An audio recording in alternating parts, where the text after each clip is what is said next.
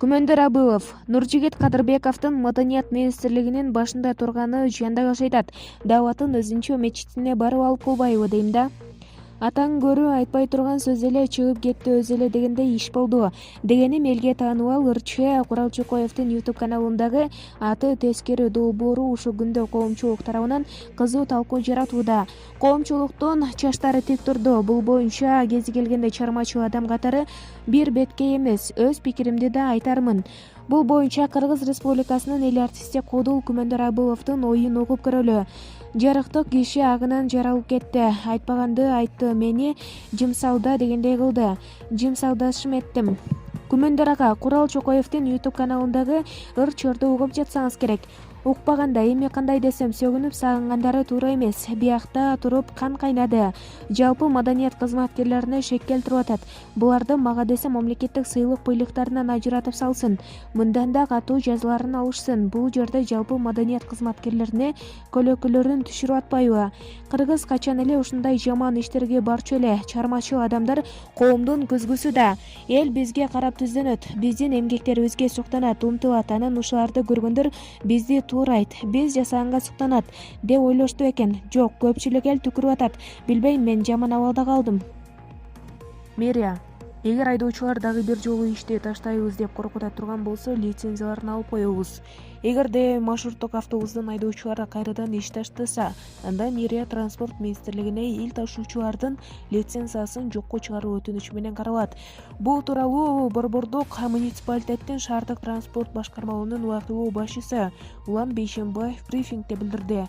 Ал белгилегендей, Бишкек мэриясы айдоочулар талап кылган жол акыны көтөрүү маселесин кароого даяр эмес. Бирок ал маселе келгенде каралат деп Улан Бейшенбаев бир нече жолку кайталап, бирок бул тууралуу кененирээк сөз кылган жок.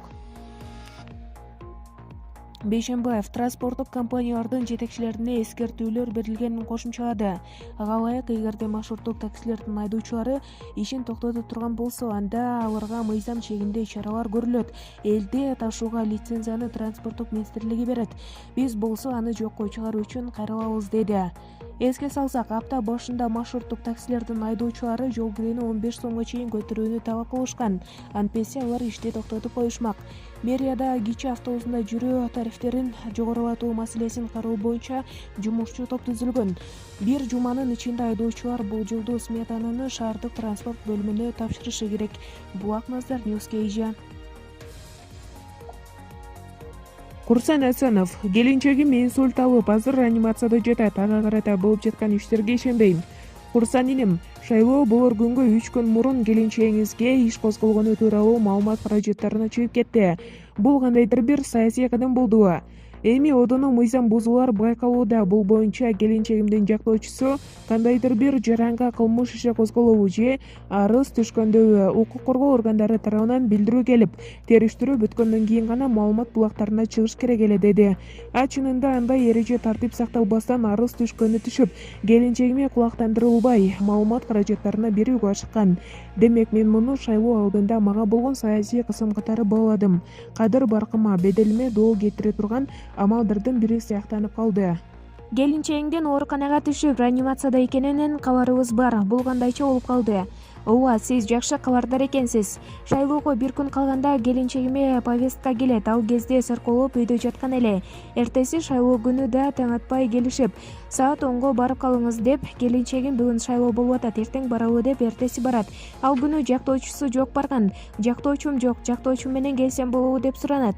Ага болбой эле тергөөчү психологиялык чабуул кылганбы? Айтор ошол жерден келинчегим эс үчүн жоготуп жыгылып калат, инсульт болуптур. Реанимацияга түшүп калды. 2-3 күн болду. Азырда ошол жакта. Негизинен бул жерде тергөөчү туура эмес кадамдарга барган сыяктанат. Мейли, анда жактоочуңуз менен келиңиз десе болмок да.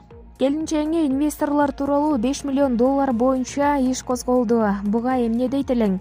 Элибиздин кылым караткан жакшы сапаттары бар. Бирок биздин мамлекеттик өнүгүшүндө алдыга өсүп чыгуусуна жуктоо кылган, коомду артка тарткан дагы 3 сапаты бар. Кошоматчылык, ачкөздүк жана көралбастык.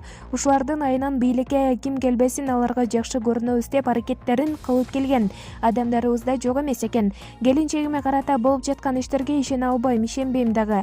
Андай комада эмес, бул граждандык иш. Азыр оор акыбалда реанимацияда жатат. Мага бүгүнкү күндө анын ден соолугу биринчи орунда турат.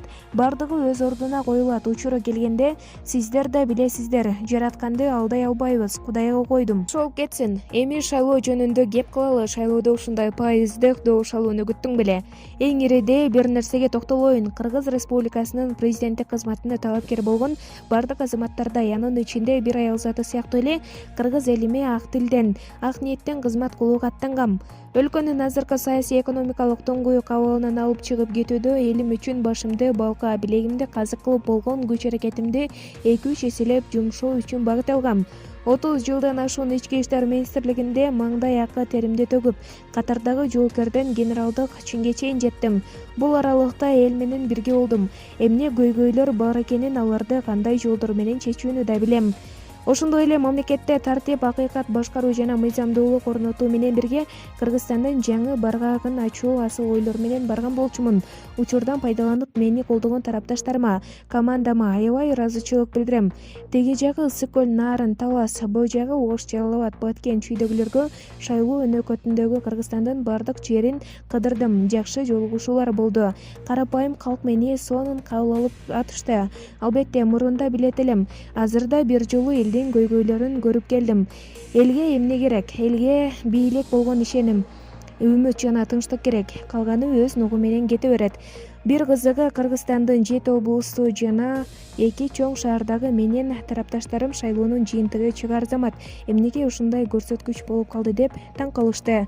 Жада калса шайлоочуларымдын ыйлап чалгандары менин сезимимди козгоду. Ушундан улам шайлоо таза өткөн жок деп чыккам. Эң негизгиси, мага бирби же 1000 добушпу, бул мен үчүн абдан баалуу. Чыны кандай болгону убагы келгенде тарых өзү тастыктайт. Саясаттан кийинки кадамдарын кандай болмокчу? Бүгүн элибиз өз тандоосун жасады.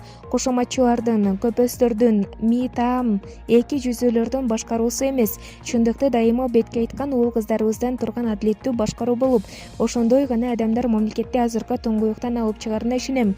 Кыргызстанда жаңы барак ачылсын. Азыркы башкарууга кааларым ушул. Мындан аркы саясаттагы кадамым мен баштаган команда эл үчүн, жер үчүн ак тилден кызматыбызды кылып келген. Кала бермекчибиз. Биз ар дайым даярбыз. Булак Азия Ньюс газети.